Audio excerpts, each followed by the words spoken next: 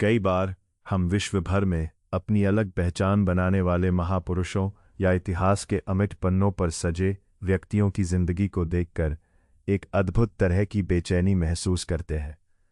उनके जीवन में ऐसा लगता है जैसे जन्म से ही उनका पथ निश्चित था और वे अपने लक्ष्य की ओर निरंतर एकसार बढ़ते रहे। उनकी सफलता की चमक और उनकी कहानी की भव्यता के सामने हमारा रोज का साधारण और मामूली जीवन कहीं फीका और छोटा मालूम पड़ता है। हम अपने अस्तित्व पर प्रश्न करने लगते हैं कि क्या वास्तव में मैं दुनिया में कोई छाप छोड़ पाऊंगा। परंतु हमें एक अनमोल सत्य को कभी भूलना नहीं चाहिए। किसी भी इंसान के जीवन का मूल्य किसी दूसरे के प्रशंसा के बयान या उपलब्धियों के मायावी तख्तों पर निर्भर नहीं करता। असली अर्थ तो उन छोटे छोटे रोज के फैसलों में छिपा होता है जो हम आंख खोलते ही करते हैं, उन अनथक संघर्षों में जिनसे हिस्सेदारी शायद केवल हम ही करते हैं, और उन प्रयासों में जो हमें कल से बेहतर इंसान बनने के लिए भीतर से झकझोरते रहते हैं। किसी और की चमक को देखकर खुद को तुच्छ समझने की जरूरत नहीं है, क्योंकि हर एक के जीवन में व्यक्तिगत चोटें, अपनी कमी को पूरा करने का संघर्ष और अपनी मंजिल की ओर बढ़ने की एक अनोखी दास्तां होती है जो केवल उसी का होता है। स्विट्जरलैंड के महान मनोवैज्ञानिक कार्ल जंग ने मनुष्य के मन को एक विशाल और रहस्यमय महल के रूप में व्याख्यायित किया। हमारी समझ और नियंत्रण उस महल की सतही मंजिल तक सीमित है। यही हमारे चेतन मन का क्षेत्र है। लेकिन जैसे ही हम उस महल के गहरे अंधेरे तहखानों में उतरते हैं, हम अनजानी घनी और विशाल अवचेतन सत्ता से रूबरू होते हैं, और वहां सबसे गहरे कमरों में छुपा होता है हमारा छाया, वो हिस्सा जिसे हमने बचपन में सामाजिक अपेक्षाओं और भय के कारण भीतर कहीं कैद कर दिया। यह छाया हमारे वे दुख, इच्छाएं, क्रोध और वे भाव होते हैं जिन्हें हम छुपाना चाहते हैं। कभी कभी ये तीव्र ईर्ष्या, कभी अदम्य क्रोध, या हमसे जुड़े कुछ ऐसे सपने होते हैं जिन्हें सामने लाना शर्मिंदगी जैसा लगता है। हम समाज की मान्यताओं के अनुसार अपने लिए विभिन्न मुखौटे पहनते हैं। अच्छे कर्मचारी, सम्मानित परिवार का सदस्य, मेहनती छात्र। इन मुखौटों के पीछे छुपकर हम अपनी असली आत्मा को दबा लेते हैं। परंतु यह आश्चर्यजनक है कि हमारी छिपी हुई छाया अक्सर दूसरों के व्यवहार से अचानक झलकने लगती है। जब हम पाते हैं कि किसी व्यक्ति की कुछ बातें या आदतें हमें अवसादित या क्रोधित कर देती हैं, तो वो केवल सामान्य तकरार नहीं होती।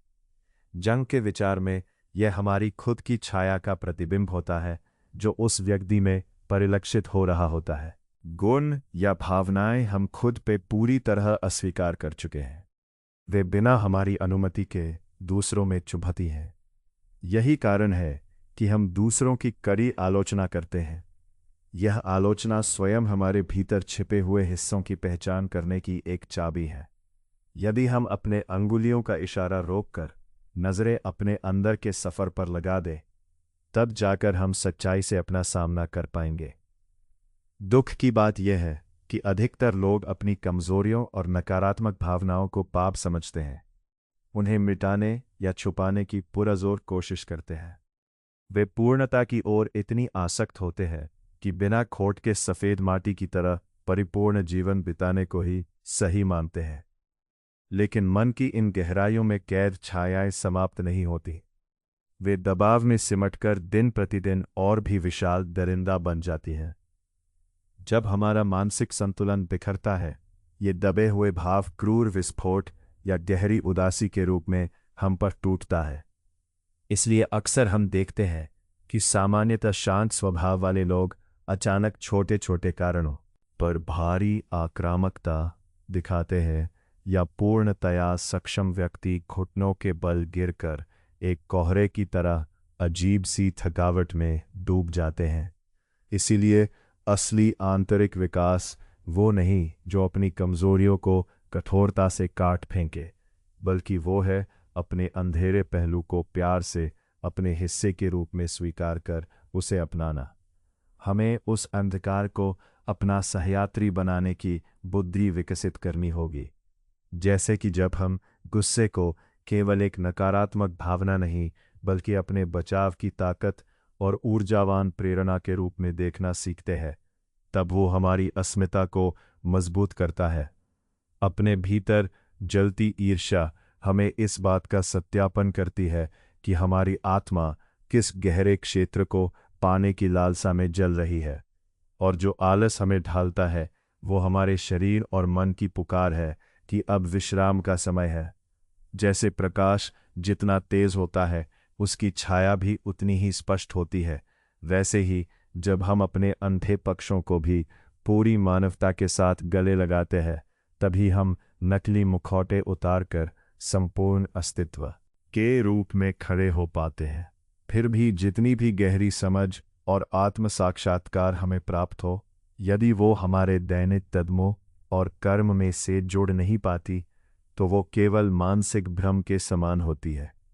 आज के युग में बहुत से लोग जीवन की तेज धारा में बहते हुए केवल तैरते रहते हैं, बिना दिशा लिए। जलवायु नापसंद हो, मन भ्रांत हो या परिस्थितियां अनुकूल ना लगे, वे बस दर्शक बने रहते हैं। ऐसा प्रतीत होता है मानो कोई मंच पर बैठा हो और आशा करे कि किस्मत का चमत्कार स्वयं आएगा। हमारे दिलों में पनप रहे सपनों का उदाहरण लें।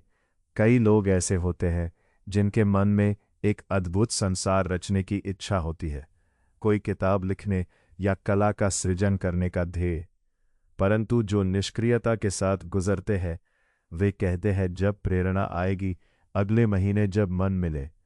इस तरह कभी अपने सपनों के सूर्योदय का स्वागत नहीं करते। लेकिन वे लोग जो अपने जीवन के निर्देशक होते हैं वे अलग होते हैं। वे चाहे प्रेरणा मिले या ना मिले, चाहे खुशी हो या उदासी, अपने निर्धारित समय पर लिखने या तैयारी करने की ठान लेते हैं। वो कठिन क्षण जब शब्द नहीं निकलते या आत्मा शर्मिंदगी महसूस करती है, वे उस बाधा को पार करने में लग जाते हैं। वे चमत्कार के इंतजार में नहीं बैठते, बल्कि प्रतिदिन के कर्मशील अभ्यास से खुद की सफलता की नींव खुद गढ़ते हैं। असली बाधा जो हमें मंच पर उतरने से रोकती है, केवल आलस्य या कमज़ोर इच्छा नहीं होती। अंदर कहीं एक गहरा भय छिपा होता है, असफलता का वो घबराहट जो मोबियस के रिबन की तरह उलझा रहता है। अगर मेरी मेहनत नाकाम रही तो, अगर मेरे प्रयास हंसी का विषय बने तो, ये भय हमारे पैरों में बोझ बनकर कठिनाई पैदा करते हैं। पर कार्ल यंग का संदेश हमें उमंग से बुलाता है। वही वह जगह है जहां हम सबसे अधिक भागना चाहते हैं। वही वह मूल चुनौती है जिसे जीवन में पार करना अनिवार्य है। वही भय हमारे विकास के दरवाजे की कुंजी है। इसलिए अपने अंदर फैलती चिंता और त्रासद भावों को मिटाने के लिए अनावश्यक जद्दोजहद न करें। सच्ची बहादुरी वह नहीं जिसमें कोई भय न हो, बल्कि वह है जब दिल भी कांपे, आत्मा भी डर के मारे हिल उठे, फिर भी हम निडर होकर उस अंधकार में आगे बढ़े। चाहे हमारा नया प्रयास असफल हो या समाज की कठोर नकारात्मकता का सामना हो, उस संघर्ष से मिली सीख और अनुभव व्यर्थ नहीं जाएंगे। वे हमारे हड्डियों और मांस में घुलकर एक मजबूत आत्मसम्मान और स्थिरता का स्तंभ निर्मित करेंगे। जीवन की उत्कृष्टता इस बात से तय नहीं होती कि हमने अपने सपनों को बिना चोट के पूरा किया या नहीं, बल्कि इस बात से होती है कि हमने तूफानों के बीच साहसपूर्वक अपने पतवार को थामे रखा। यही होता है जीवन का असली गौरव और सार। ऐसा अंतर्मन का आश्रय हमें अपने भीतर खोजने की आवश्यकता है, जहां अंधेरे और प्रकाश सब कुछ आपस में मिलकर हमें संपूर्ण बनाते हैं।